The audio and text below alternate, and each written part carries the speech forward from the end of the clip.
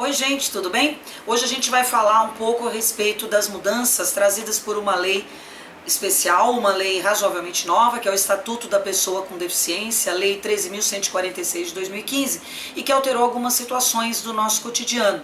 Ela veio alterar questões sobre capacidade civil e ela repercutiu também na esfera do direito de família, e é um pouco sobre isso que eu queria falar. Então vamos ver o que mudou?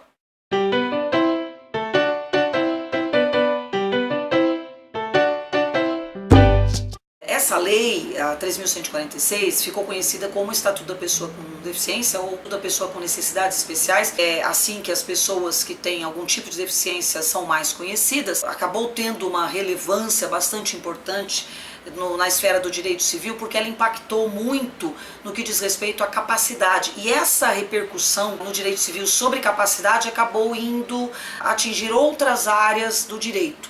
Isso porque o artigo 3º e o artigo 4º do Código Civil acabou sendo alterado. Nós não temos mais hoje no direito civil a pessoa com mais de 16 anos e com menos de 18 anos com incapacidade em função de deficiência ou de limitações mentais. Ou seja, hoje nós só temos absolutamente incapazes com menos de 16 anos, ou seja, todas as pessoas com menos de 16 anos são absolutamente incapazes. Não há mais ninguém absolutamente incapaz acima de 16 anos. Qualquer pessoa acima dessa idade será relativamente capaz. Então, absolutamente incapaz, eu não tenho mais acima dos 16 anos. Isso acabou gerando um problema, porque quando você começa a pensar em situações como casamento, como testamento, como interdição, você começa a pensar que tem pessoas que tem sérios problemas mentais, ou certas limitações, ou certas deficiências, que acabam impedindo que ela tenha discernimento total para os atos da vida civil. Como é que essa pessoa vai ser considerada relativamente capaz? Como é que uma pessoa que não tem condições de se expressar, de dizer o que ela pensa, o que ela sente, uma pessoa que não sabe discernir entre o certo e o errado, vai dizer que pode ou não fazer determinada coisa? Isso é um problema que a gente está enfrentando com relação à aplicação do Estatuto da Pessoa com Deficiência. Então vamos lá falar efetivamente com relação à parte prática dessas alterações. Com relação à capacidade, o fato de não existir mais pessoas absolutamente incapazes com mais de 16 anos, isso acabou gerando no direito de família alterações com relação à nulidade do casamento e à anulabilidade do casamento. Nós tínhamos no Código Civil anterior, antes da alteração, Código Civil anterior não, no atual Código Civil, antes da alteração trazida pelo Estatuto da Pessoa com Deficiência, que o casamento era nulo em duas situações, de acordo com o 1548, né? Nós tínhamos a situação do artigo 1521, que são os impedimentos matrimoniais, e a nulidade quando a pessoa não tinha como discernir entre o certo e o errado, e a pessoa não tinha condições de se expressar plenamente, ou seja, a pessoa tinha problemas ou deficiências mentais que a impediam de tomar essa atitude ou de dizer realmente o que ela pretendia fazer, ou seja, a pessoa era totalmente incapaz e, portanto, não poderia se casar. Casando-se uma pessoa nessas condições, o casamento era considerado nulo de pleno direito. Com a alteração trazida pelo Estatuto da Pessoa com Deficiência, o casamento realizado por pessoa nessas condições não é mais considerado nulo, até porque não existe mais absolutamente incapaz com deficiência mental. Nós podemos chegar a uma situação até bizarra de ter uma pessoa que não sabe discernir entre o certo e o errado, casada com uma outra pessoa, e esse casamento não será nulo. Esse casamento será válido num primeiro momento. Então ele vai ser dissolvido como? Pelo divórcio, que é a forma de extinção do casamento, se não houver nulidade nem anulabilidade. Então essa é a primeira situação que acabou acontecendo pelo Estatuto da Pessoa com Deficiência. Aí você vai me perguntar, mas que absurdo, como assim, né? Como é que vai ficar uma pessoa que não tem discernimento casada com uma outra que tem discernimento? Pois é, essa é uma situação que a gente ainda não tem uma resposta direta para passar para vocês, porque o Estatuto é muito novo e essa condição é uma situação muito nova. Nós acreditamos que os juízes nessas situações, a cada caso específico que for chegando em juízo, eles vão tomando decisões específicas e vão decidindo caso a caso aquilo que for chegando em juízo. Não existe mais o inciso 2 do artigo 1548, que permitia a nulidade do casamento. Então o casamento hoje só é nulo numa condição, se houver um dos impedimentos do 1521. A segunda situação que afeta o direito de família, com relação à anulabilidade, é de que nós tínhamos no rol do 1557 a situação de que o casamento poderia ser anulado se a pessoa tivesse algum tipo de limitação ou problema mental, algum tipo de, não deficiência, mas algum tipo de limitação.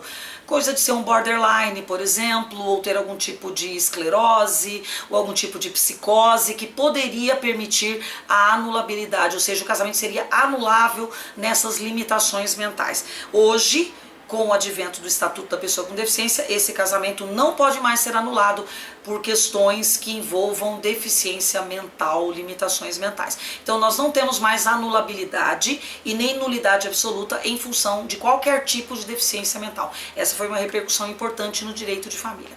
Com relação ao direito de família, mas mais propriamente tratando da questão da capacidade e da interdição, houve uma alteração porque nós não temos mais a interdição como a solução mais óbvia e mais clara para pessoas que não têm como cuidar da própria vida ou resolver os próprios problemas sozinha por questões de limitação.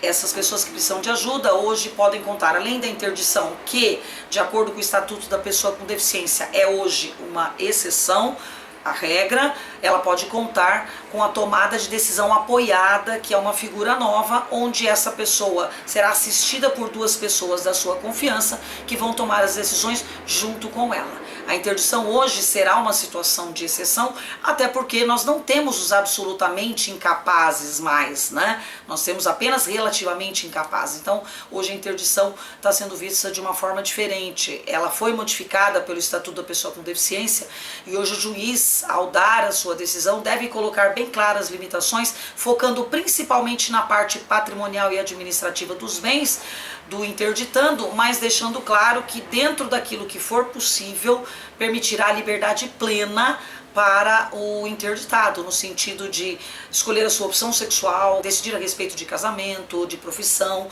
e outras questões que envolvem a personalidade. Então, gente, nós ainda temos muitas questões a serem trabalhadas, discutidas e debatidas com relação ao Estatuto da Pessoa com Deficiência. Muitas perguntas ainda precisam ser respondidas, mas o fato é de que o advento dessa lei, com certeza, muito importante, porque é preciso que as pessoas que tenham qualquer tipo de deficiência ou limitações devam ser protegidas, é fato, mas é preciso também saber que as limitações que eram impostas pelo Código Civil e pela legislação não eram para criar barreiras e para discriminar pessoas com deficiência, e sim para protegê-las. E a preocupação hoje dos juristas, dos advogados e dos juízes é: será que com o advento desse estatuto, se ele não for bem interpretado, se ele não for bem aplicado, eu não vou estar colocando a pessoa que tem limitações ou que tem algum tipo de deficiência numa situação de fragilidade?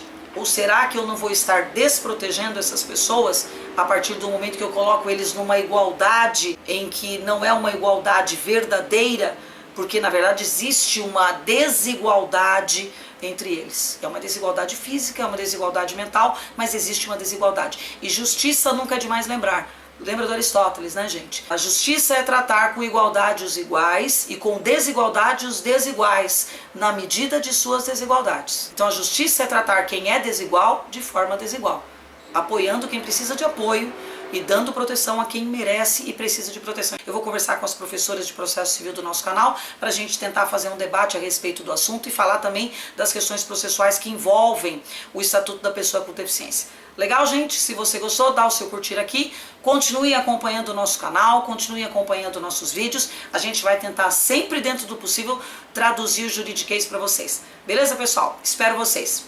Um beijo. Tchau.